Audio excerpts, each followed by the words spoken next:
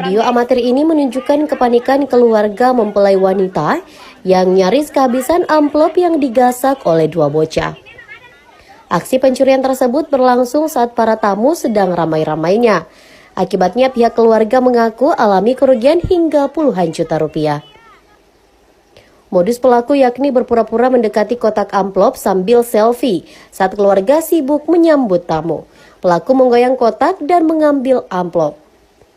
Berdasarkan rekaman CCTV, polisi langsung melakukan pengembangan dan berhasil meringkus kedua pelaku.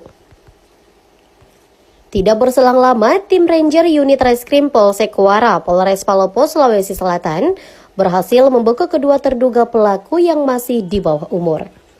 Di hadapan polisi, pelaku mengaku sudah melakukan aksi yang sama di dua TKP berbeda. Saat ini polisi masih mengembangkan kasus tersebut untuk mencari seluruh barang bukti. Jadi, menurut pengakuan korban, pada saat dia sedang melakukan pesta, ada salah satu tamu atau keluarganya yang melihat ada dua orang anak di bawah panggung tempat pengantin itu. Setelah dilakukan pengecekan ke bawah, ternyata dia mencungkil kotak sumbangan untuk kedua mempelai. Jadi kotak amplop undangan yang dimasukkan uang itu dicungkil, kemudian mereka ambil. Jadi ada pelaku diamankan 2 orang, namun pelaku tersebut anak. Untuk sementara ini, karena setiap kita menangani kasus anak, kita mengutamakan masa depan anak. Jadi kita lakukan menengah untuk mendamaikan kedua belah pihak, justice justice. Semoga dengan adanya penengahan ini ada yang dapat kita hasilkan, yaitu perdamaian di antara mereka. Namun jikalau tidak, kita tetap melakukan aturan-aturan yang berlaku untuk anak dalam Undang-Undang Peradilan Anak. Salam toleransi. Dari video yang sudah kita saksikan bahwa terjadi sebuah pencurian uang di dalam amplop yang berada di dalam kotak di sebuah pesta pernikahan, di mana pelaku tersebut adalah anak yang masih di bawah umur. Lalu bagaimana proses tindak pidananya? Di dalam Undang-Undang Nomor 11 Tahun 2012 tentang Sistem Peradilan Pidana Anak, itu kita menganut restoratif justice, di mana sistem peradilan pidana anak di Indonesia mengutamakan pendekatan keadilan restoratif, yaitu penyelesaian perkara tindak pidana dengan melibatkan pelaku, korban, keluarga, pelaku, korban, dan pihak lain yang mencari penyelesaian yang adil dengan menekankan pemulihan kembali dan bukan pada pembalasan, yang artinya itu pidana penjara. Di dalam sistem restoratif itu sendiri, di pasal 5 dikatakan sistem peradilan pidana wajib mengutamakan pendekatan keadilan restoratif. Ayat 2, sistem peradilan pidana anak sebagaimana dimaksud pada ayat 1 huruf A, penyidikan dan penuntutan pidana anak yang dilaksanakan sesuai dengan ketentuan perundang-undangan ini. Huruf B, persidangan anak yang dilakukan oleh pengadilan di lingkungan peradilan umum. C,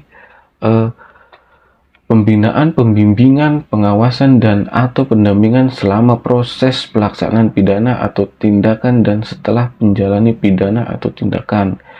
Dan ayat 3, dalam sistem peradilan pidana anak sebagaimana dimaksud pada ayat 2 huruf A dan B wajib diupayakan diversi.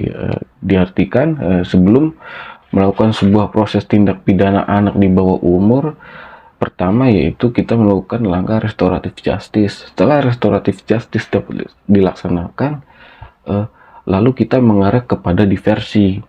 Namun diversi itu sendiri dapat dilakukan kalau ancaman pidana anak tersebut di bawah 7 tahun dan itu bukan merupakan suatu pengulangan tindak pidana anak tersebut.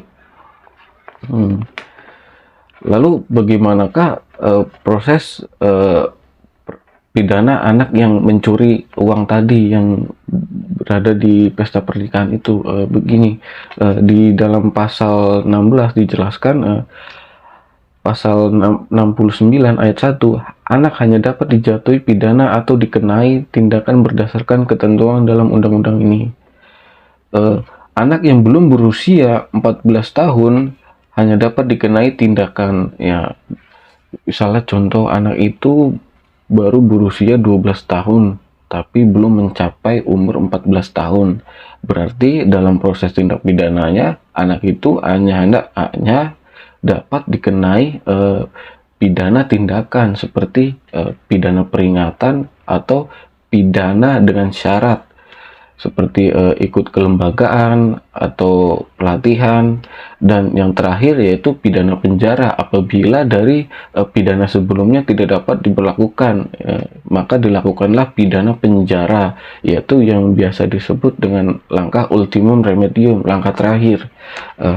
Lalu di pasal 21 ayat 1, dalam hal anak belum berumur 12 tahun melakukan atau diduga melakukan tindak pidana, penyidik, pembimbing kemasyarakatan, dan pekerja sosial profesional mengambil keputusan. Dalam arti berarti anak itu seandainya masih di bawah 12 tahun, berarti dalam proses tindak pidananya dari tingkat penyidikan yaitu mengambil keputusan dengan menyerahkan kembali kepada orang tuanya.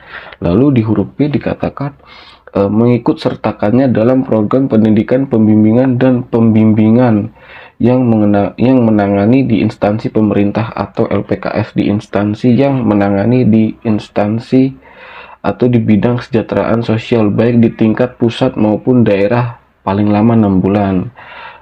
Seperti itu di pasal 21. Jadi tergantung dari umur si anak itu sendiri dan dari kasus dan vonis hukuman yang dijatuhkan terhadap anak itu sendiri, apakah bisa dilakukan upaya diversi atau tidak. Itu menurut saya. Terima kasih. Salam keadilan.